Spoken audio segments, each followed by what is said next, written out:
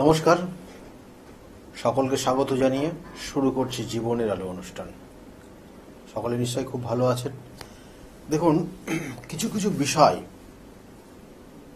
স্মরণীয় হয়ে থাকে, কিছু কিছু বিষয় আজীবন আপনি মনে রাখতে পারেন যদি আপনার সেটা খুব ভালোর জন্য হয়, আর না হলে খুব খারাপের জন্য হয়।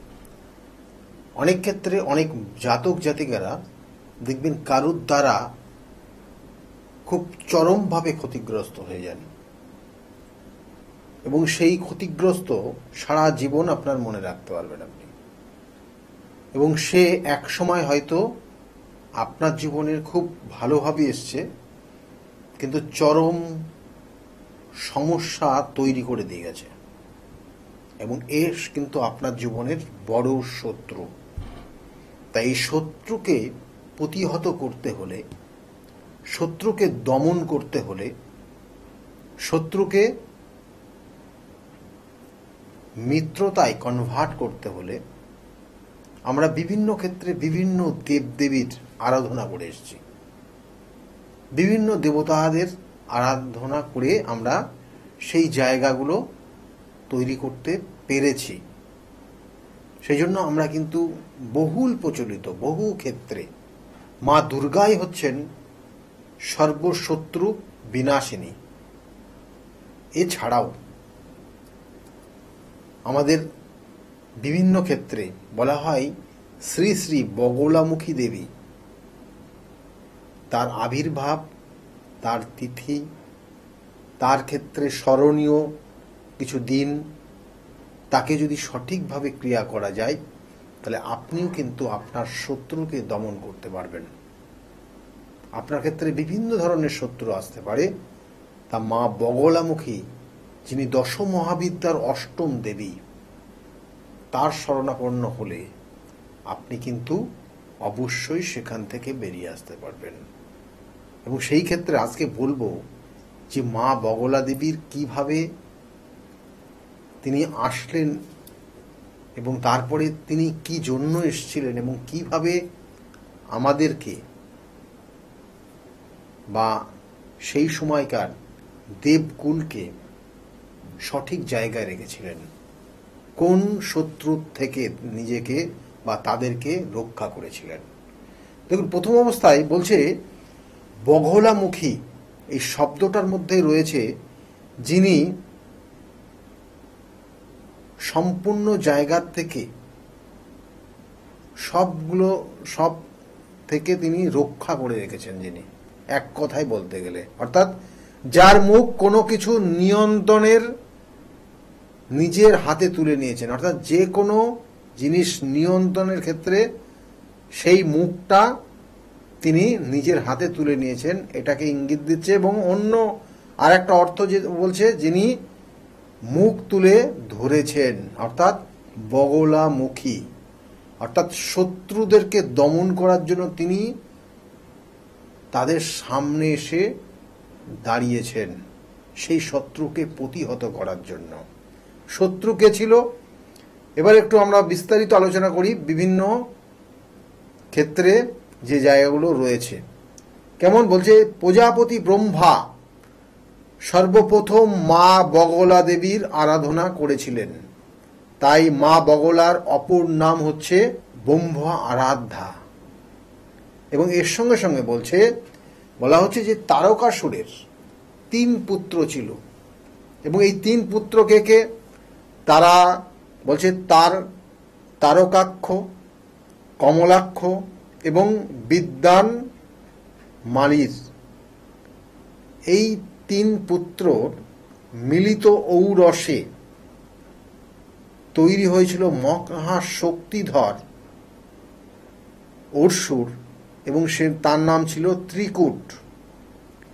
এবং এই ত্রিকূট সে তার এই কারণ এই তারকাসুর তাকে যখন বধ করা হয়েছিল, সেই তারকাসুর বধের কারণে এই তারকেশ্বরের 3 পুত্র সেই যে ঔরসে যে জন্মগ্রহণ করল ত্রিকূট, এবং সেই ত্রিকূট শপথ নিয়েছিলেন যে তার অর্থাৎ তারকাসুরের হত্যার প্রতিশোধ নেব। এবং সেই শপথ নেয়ার পর তিনি কি করেছিলেন? প্রথম তিনি কিন্তু খুব নিষ্ঠার সঙ্গে ব্রহ্মাকে স্বয়ং অগ্নির মধ্যে দাঁড়িয়ে, অগ্নিক্ষেত্রে অগ্নির মধ্যে দাঁড়িয়ে তিনি কিন্তু ব্রহ্মার উপাসনা করেছিলেন, ব্রহ্মার মন জয় করেছিলেন। এবং ব্রহ্মার মন যখন তিনি জয় করেছিলেন, তিনি স্বয়ং ব্রহ্মা তার সামনে প্রকট হয়েছিল। প্রকট অর্থাৎ স্বয়ং তিনি যখন এসে সেখানে নিজেকে প্রকাশ করছেন, সেক্ষেত্রে বলা হয় প্রকট হওয়া। সেই রকম কিন্তু জানবেন যে এখানে আর একটা প্রসঙ্গ নিয়ে আসছি এর সঙ্গে সঙ্গে, যে আমরা যে দ্বাদশ শিবলিঙ্গ বলি, এই দ্বাদশ শিবলিঙ্গ মানে সেই দ্বাদশ অর্থাৎ 12 জায়গায় কালক্রমে কোনো প্রসঙ্গগত জায়গার কারণে বা প্রসঙ্গগত কারণে স্বয়ং মহাদেব ওই নির্দিষ্ট জায়গায় প্রকট হয়েছিলেন, অর্থাৎ নিজে সশরীরে এসে সেখানে দেখা দিয়েছিলেন। সেই জন্য এরকম দ্বাদশ অর্থাৎ 12টা জায়গা রয়েছে, সেটা 12টা জ্যোতির্লিঙ্গ হিসাবে পূজিত হন। এবং এখানেও সেই জায়গা রয়েছে, সেটা অর্থাৎ এই ব্রহ্মা সেই ত্রিকূটের তপস্যা, ত্রিকূটের যে মানে সেই কষ্টের মধ্যে সে যখন ব্রহ্মাকে স্মরণ করছে, ব্রহ্মাকে জাগ্রত করছে, এবং সেক্ষেত্রে স্বয়ং ব্রহ্মা এসে তার সামনে প্রকট হন এবং তাকে বর চাওয়ার জন্য অনুরোধ করে। কি উদ্দেশ্যে? তাকে বলা হয়, তুমি কি উদ্দেশ্যে এখানে এসে এইভাবে আমাকে আহ্বান করছো? তখন তিনি বলেন যে আমার আমার ইচ্ছা পূরণ করতে হবে। 2টো ইচ্ছা রয়েছে আমার। কি কি? বলছে সমগ্র ব্রহ্মাণ্ডে ঘূর্ণিঝড় সৃষ্টির প্রাপ্ত করতে পারবো, অর্থাৎ ঘূর্ণিঝড় তৈরি করতে পারবো। আমি সারা ব্রহ্মাণ্ডে ঘূর্ণিঝড় তৈরি করতে পারবো। আমাকে সেই জ্ঞান, সেই শক্তি দেওয়া হোক। অর্থাৎ এই ত্রিকূট তিনি ব্রহ্মার কাছ থেকে চেয়েছিলেন। এবং তার সঙ্গে সঙ্গে আর একটা কি চেয়েছিলেন? আর একটা বর তিনি বলেছিলেন, জাগতিক ও অলৌকিক অস্ত্রের দ্বারা তাকে কখনো নিধন করা যাবে না। অর্থাৎ কোনো অস্ত্র এই ব্রহ্মাণ্ডে নেই যে অস্ত্র দ্বারা এই ত্রিকূটকে হত্যা করতে পারবে বা নিধন করতে পারবে। তখন স্বয়ং ব্রহ্মা তাদেরকে সেই বরদান তাকে দিয়ে দিয়েছিলেন। এবং এই ব্রহ্মা যখনই বরদান করলেন, তখন ত্রিকূট তার নিজের বাহুবলী দেখাতে শুরু করলেন, নিজের শক্তি দেখাতে শুরু করলেন, নিজের দম্ভ দেখাতে শুরু করলেন এবং সমস্ত দেবকুলকে অশান্তিময় পরিবেশ তৈরি করে দিলেন। এবং অসুর কুলপতি নির্বাচিত হয়ে গেলেন এবং তখন তিনি অসুরদের সর্বশ্রেষ্ঠা কিন্তু নির্বাচিত হলেন এবং বিবাহ করলেন 3 অসুর রমণীকে। অর্থাৎ এই যে ত্রিকূট, তিনি সর্বসর্বা হয়ে তারপরে তিনি বিবাহ করলেন 3 অসুর রমণীকে। এবং সেই তাদের নাম কি আছে? তাদের নাম হচ্ছে, একজন হচ্ছে দুমূর্খা, দ্বিতীয়ত হচ্ছে প্রথমময়ী, আর তৃতীয় হচ্ছে রপ্তা, অর্থাৎ তৃতীয় হচ্ছে তৃপ্তা। এই 3 নারীর সঙ্গে তার বিবাহ হলো। কিন্তু তৃপ্তা যে তৃতীয় যে নারী, সে কিন্তু ত্রিকূটের খুব প্রিয় ছিল না। প্রথম 2জন ত্রিকূটের খুব প্রিয় ছিল। তৃতীয় নারী তিনি কিন্তু মহামায়ার পূজারিণী ছিলেন, মহামায়ার তিনি কিন্তু আরাধনা করতেন।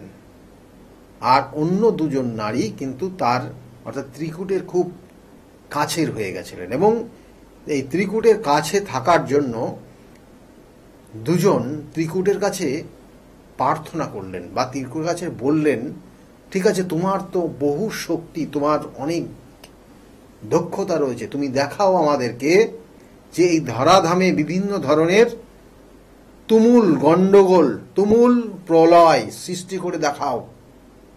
অর্থাৎ তারা ত্রিকূটের ওপর তার পরীক্ষা নিতে চাইল। বলল, তোমার তো এত কিছু নাম যশ, তোমার এত কিছু, তুমি এত শক্তিধর, তোমার সকলেই ভয় পাই, তুমি আমাদেরকে দেখাও তোমার কত শক্তি রয়েছে, এই ব্রহ্মাণ্ডকে কাঁপিয়ে দেখাও, ব্রহ্মাণ্ডকে বিভিন্ন ক্ষেত্রে বিভিন্ন ধরনের প্রলয় তৈরি করে দেখাও। এবং সেক্ষেত্রে তিনি তার বর ব্রহ্মার কাছ থেকে বর পেয়েছেন এবং সেটা তিনি দেখাতে শুরু করেন। এবং এই চারিদিকে ছড়িয়ে গেল কি, মানে যাই যাই রব, কারণ ব্রহ্মাণ্ড কাঁপতে শুরু করলো, ব্রহ্মাণ্ডর সৃষ্টির স্থিতি বিনাশ নষ্ট হতে থাকলো, বিভিন্ন দেবদেবতারা অতিষ্ঠ হয়ে পড়লো তার এই কারণে। এবং তার সঙ্গে সঙ্গে ব্রহ্মাণ্ডের এই যে তুমুল তুফান তৈরি করলো এবং তার কারণে সৃষ্টির বিনাশ হতে শুরু করলো, সৃষ্টি ধ্বংস হতে শুরু করলো এবং সৃষ্টির সঙ্গে সামঞ্জস্য তৈরি হতে থাকলো না। তখন স্বয়ং দেবাদিদেব সেখানে সেই তাণ্ডবকে প্রতিহত করার জন্য তার শক্তি সেখানে প্রয়োগ করল। তখন ব্রহ্মা, অর্থাৎ তখন স্বয়ং ব্রহ্মা বুঝতে পারল তার ভুল হয়েছিল এই ত্রিকূটকে তার বর প্রদান করে। তখন কি হবে না, তখন অসুরগুরু ত্রিকূটকে অভিশাপ দিলেন যে যে নারী জাতি মন রাখতে সে এমন প্রলয় সৃষ্টি করেছে, সেই নারী হবে তার শক্তির নাশের কারণ। কিন্তু ত্রিকূট নিজে যেমন অহংকারী হয়ে গেছিলেন এবং তিনি ধ্বংস কার্য যেভাবে শুরু করেছিলেন, যেমন ঘূর্ণিঝড় তৈরি করছিলেন, পৃথিবীর পরিত্রাণ রূপে সেখানে আর কোনো শক্তি সেখানে কাজ করছিল না। সর্বশেষে কিন্তু সেই মহাদেবের শক্তিতেই সেটা নিবারণ করতে বাধ্য হয়েছিলেন। এই মতো অবস্থায় ব্রহ্মা গুরু কি করলেন, মহামায়ার স্তূপ পাঠ করতে শুরু করলেন।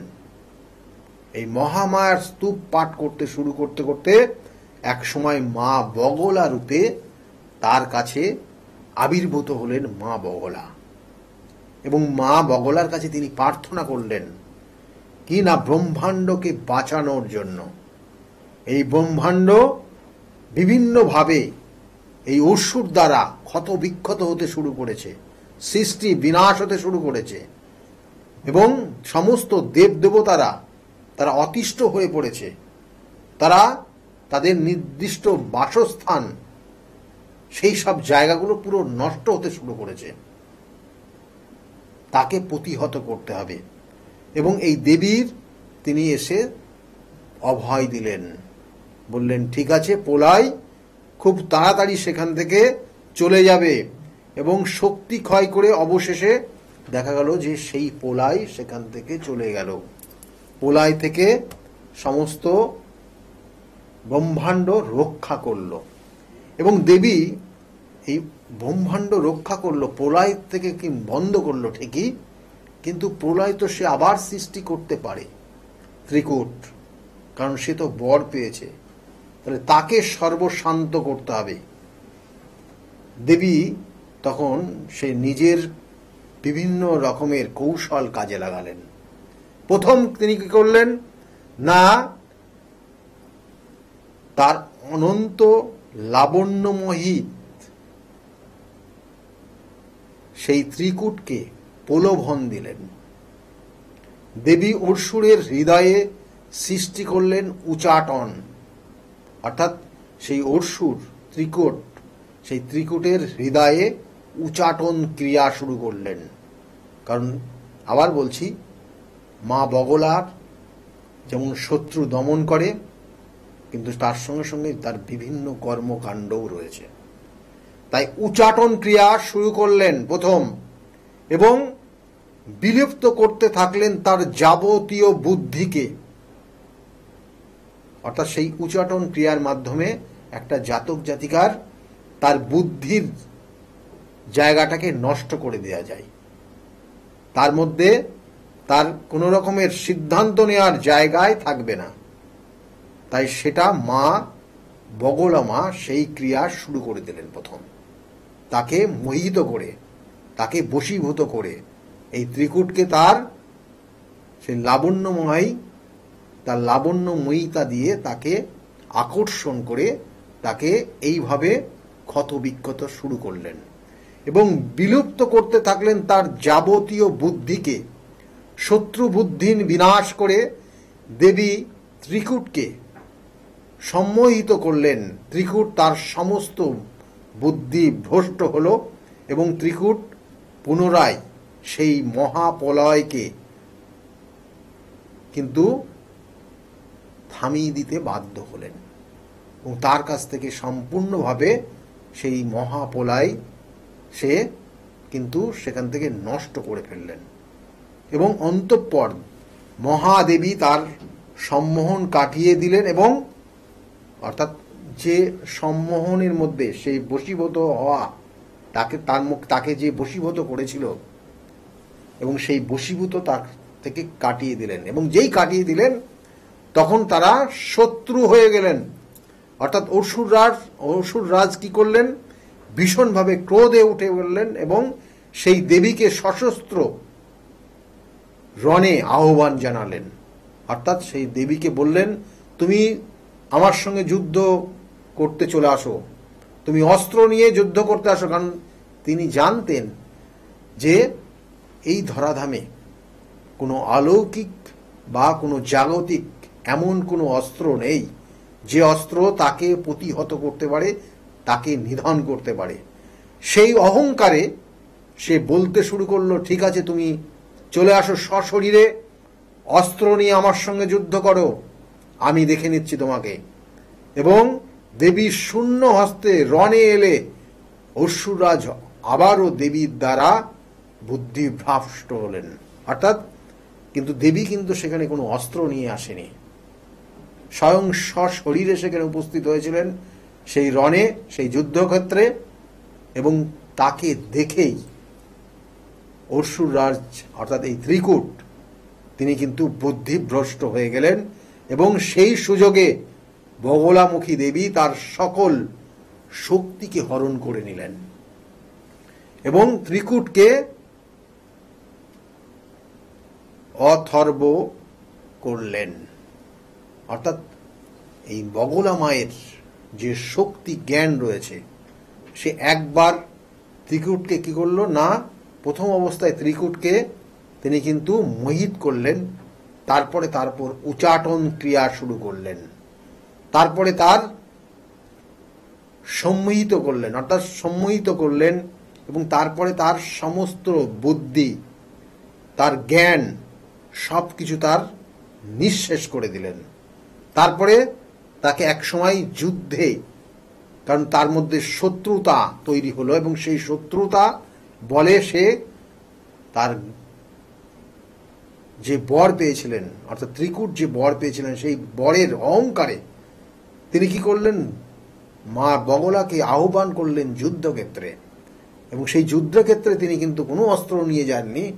সেখানে সেই তার যে অর্থাৎ দেবীর যে বল, সেই তিনি বল প্রয়োগ করলেন এবং যে ক্রিয়া অসুরকে বুদ্ধিভ্রষ্ট করে দিল এবং সকল শক্তি হরণ করে ত্রিকূটকে অথর্ব করে দিলেন। এই বগলামুখীর দেবীর সম্পর্কে আরো বহু বহু কাহিনী রয়েছে।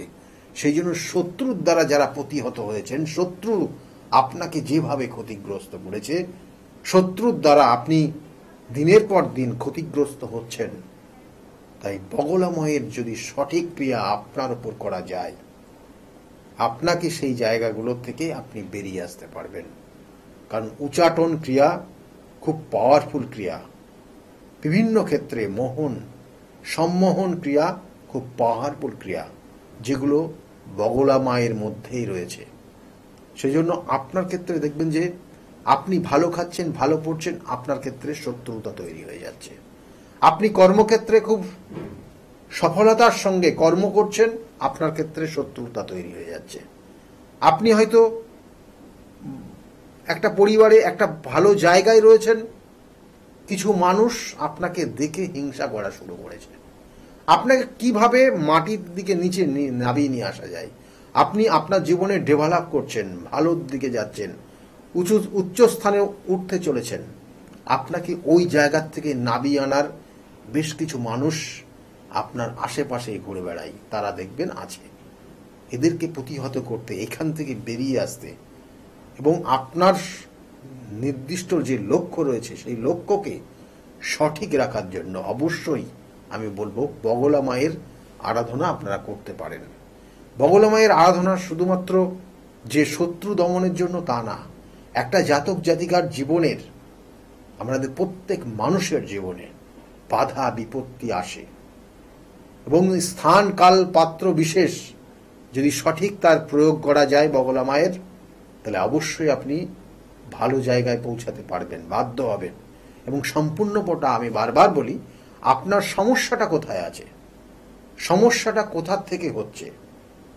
সমস্যাটা শুধু মঙ্গল, আমরা জানি যে হ্যাঁ, যে মঙ্গলের ইষ্ট দেবী অর্থাৎ গ্রহের মধ্যে যে মঙ্গল গ্রহ রয়েছে সেই মঙ্গল গ্রহের ইষ্ট দেবী হচ্ছেন মা বগলা। তাহলে আপনার কি শুধু মঙ্গল গ্রহটাই ডিস্টার্ব করছে, না অন্য কোনো গ্রহের কানেকশন সেখানে রয়েছে, যেটার কারণে আপনার জীবনের একটা ছন্ন ছাড়া পরিস্থিতি তৈরি হয়ে গেছে। যে ছন্ন ছাড়া পরিস্থিতি আপনার জীবনের কোনো কিছু তৈরি হতে দিচ্ছে না, কিছু যে লক্ষ্য সেই লক্ষ্যে পৌঁছাতে দিচ্ছে না, কোথায় না কোথায় একটা বাধা ক্রিয়েট করে দিচ্ছে। সেটা শত্রু বলে হতে পারে, সেটা হয়তো জ্ঞানত বা অজ্ঞানত আপনার নিজের কোনো দোষের কারণে হতে পারে, সেটা হয়তো কোনো গুপ্ত কোনো শত্রুর কারণে হতে পারে।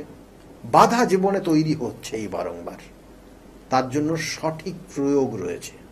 দশমহাবিদ্যার কোন প্রয়োগ আপনার ক্ষেত্রে শুভত্ব দেবে, সেটা জন্মছকের কানেকশনের পরিপ্রেক্ষিতে যে সাধক এই ক্রিয়া করবে সেই জানে। সেই জন্য আমি আবার বলছি বারবার, বেশ কিছু তিথি নক্ষত্র রয়েছে জীবনের পরিবর্তন আনার জন্য।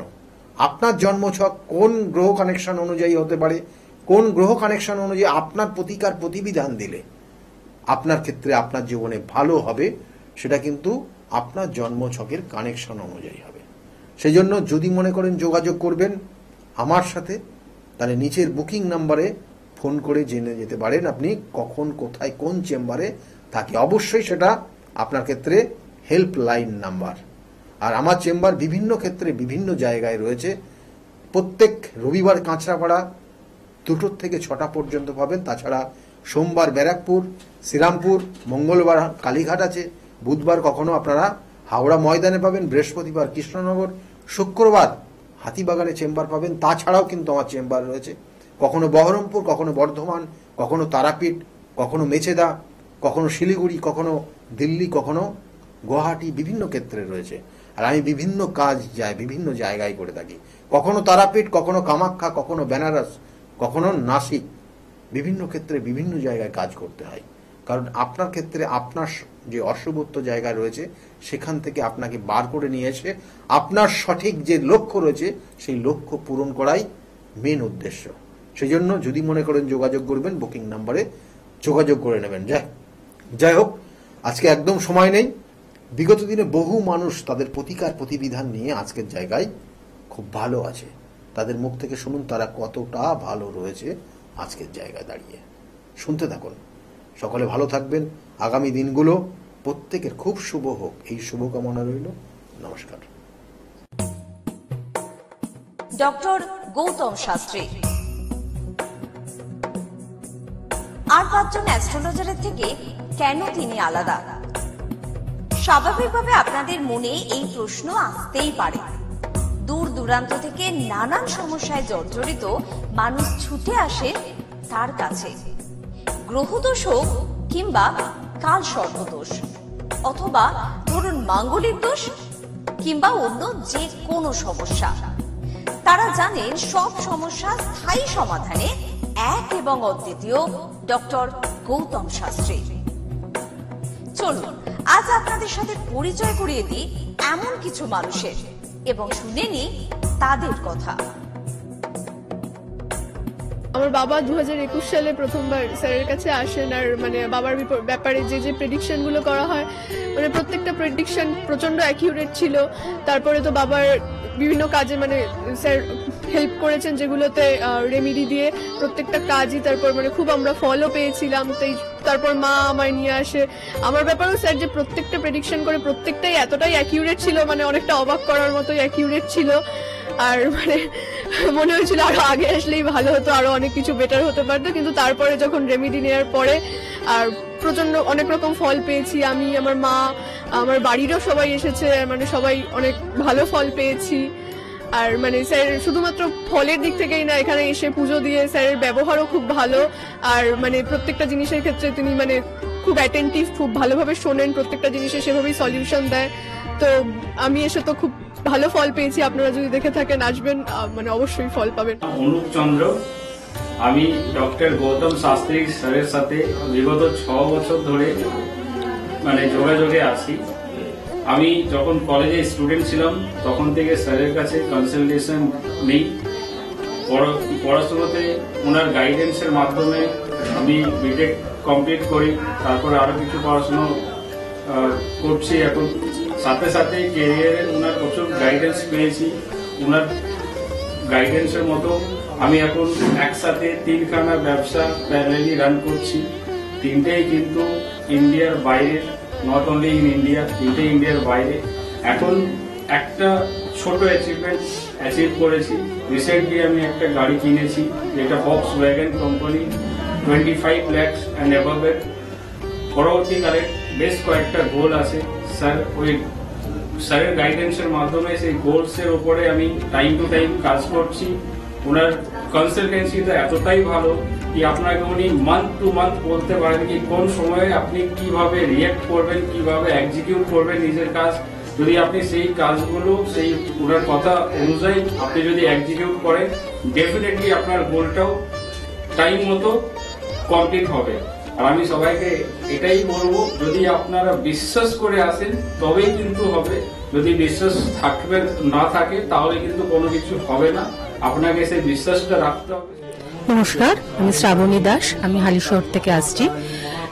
স্যারের এখানে আমি খুব বেশি দিন আসছি না, তবে আমার ফ্যামিলির অনেককে নিয়ে আমি এখানে এসেছি।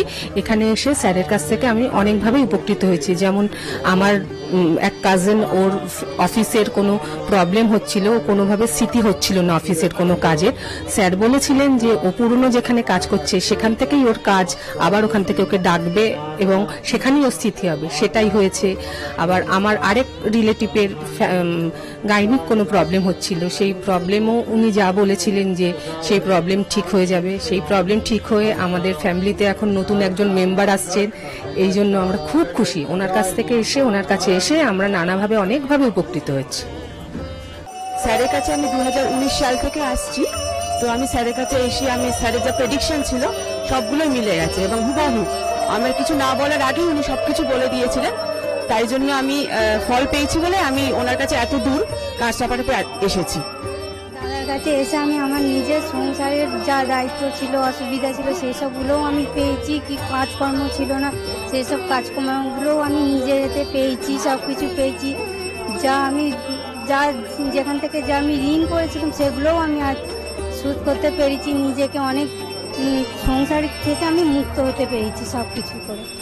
আমি গৌতম শাস্ত্রীকে দেখে, টিভির পর্দায় দেখে তার নর্মতা, ভদ্রতা আমার খুব মনে লেগে গেল। তখন তাকে খুঁজতে খুঁজতে তার কাছে আসি। কিন্তু অনেক জ্যোতিষী দেখেছি টিভির পর্দায়, আমার মনের মতো হয়। কিন্তু ওনার ভাষা সবকিছু আমার খুব ভালো লাগে। ওই জন্য ওনার কাছে এসে আমি অনেক উপকৃত। আমার দেহের এবং মনের শান্তি, অনেক কিছু আমার নিজের জনদের, ছেলে মেয়ে, নাতনিদের জন্য অনেক সমস্যা উনি সমাধান করে দিয়েছে। আমার এক নাতনির 16 বছর বাচ্চা হয় না, তাকে পর্যন্ত এনে দেখালাম, তার কোলেও বাচ্চা দিয়েছে। এর থেকে আনন্দ আমার আর কি আছে? তার কোনো চাহিদা নেই, কোনো চাহিদা নেই, দিলেই কি না দিলেই কি, কোনো চাহিদা নেই। আপনারা একবার এসে যোগাযোগ করেন। কামাখ্যা মা, তারা মা, গৌতম শাস্ত্রী তাদেরই একজন ভক্ত। তাদের সাধনার ফলে আজকে আমাদের প্রত্যেকের কাছে পৌঁছিয়ে দিচ্ছে সেই শান্তির সাহারা। যে যেখানে আছেন, আপনারা যারা আসেননি তারাও এসে তার সঙ্গে দেখা করুন, যোগাযোগ করুন। আপনাদের সমস্যার সমাধান হবে ও শান্তি পাবেন।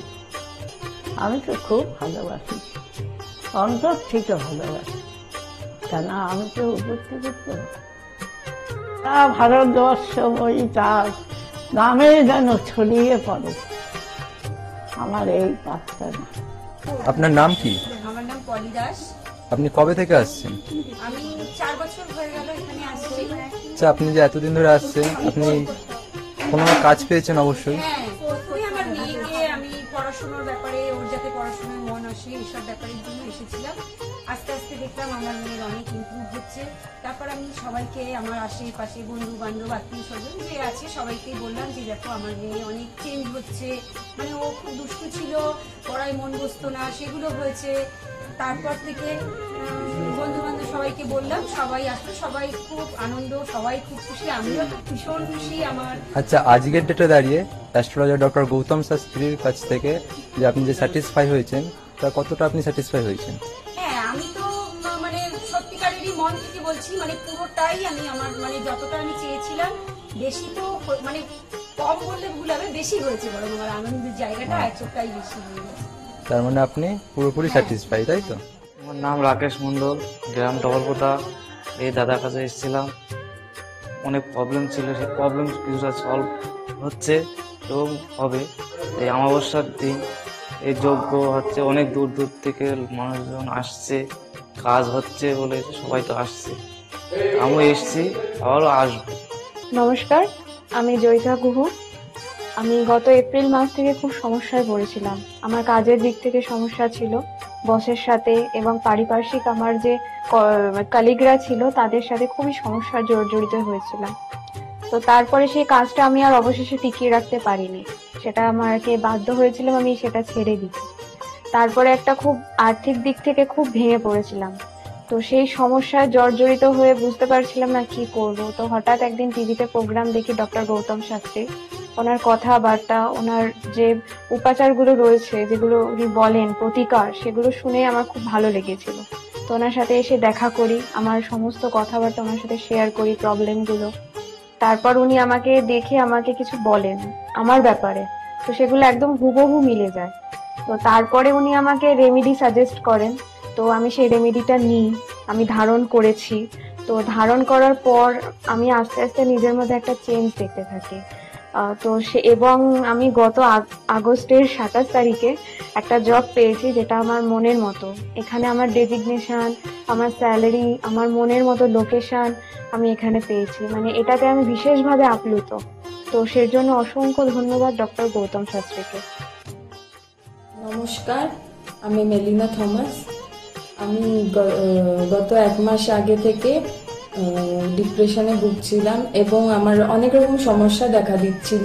আমি আমার মায়ের থ্রু থেকে জানতে পারি ডক্টর গৌতম শাস্ত্রীর কথা, এবং আমি সেখানে আমার প্রবলেমগুলো নিয়ে আসি এবং তার কথা মতো আমি প্রতিকারগুলো করি এবং সেই কথা মতো আমি চলতে থাকি। এখন আমার কাছে অনেক জবের অপরচুনিটিস আসছে এবং আমার আগের যে সমস্যাগুলো ছিল সেগুলোও গেছে। আমি সিলেকশন করছি কোন জবটা করব এবং যে কোনো একটা জব আমি সিলেক্ট করব। এবং আগেও আমি ডক্টর গৌতম শাস্ত্রীকে অনেক ধন্যবাদ জানাচ্ছি এই আমাকে এত কিছু করে দেওয়ার জন্য। এবং আপনারা চাইলে আপনারাও আসতে পারেন নিজেদের অসুবিধা নিয়ে এবং তার কাছে এসে সমস্যাগুলো সমাধান করতে পারেন। আপনারা যদি তার কথা মতো চলেন, আপনারাও আমার মতো ভালো ফল পেতে পারেন। অ্যাস্ট্রোলজার ডক্টর গৌতম শাস্ত্রীর চেম্বারে আপনি কতদিন আসছেন? আমি প্রায় 2.5-3 বছর ধরেই এখানে মানে রেগুলারলি আসছি। মোটামুটি আমার যখনই অসুবিধা হচ্ছে আমি তখন চলে আসছি। আপনি কোন চেম্বারে দেখিয়েছেন? আমি এখানকার কাছড়াপাড়া চেম্বার। কাছাড়া চেম্বারে দিলেন, মানে আপনি যে সমস্যাটা নিয়ে এসেছেন ওটা কি আপনার কিওর হয়েছে? হ্যাঁ, আমি প্রথমে যে সমস্যাটা পড়াশোনার সমস্যা নিয়ে প্রবলেমে পড়ে ওনার কাছে এসেছিলাম, তা মোটামুটি আমার যত দিন যাচ্ছে ইমপ্রুভ হচ্ছে আস্তে আস্তে। না আপনার কাজ এটারই মধ্যে এসেছেন? আমি হালিশহর থেকে এসেছি।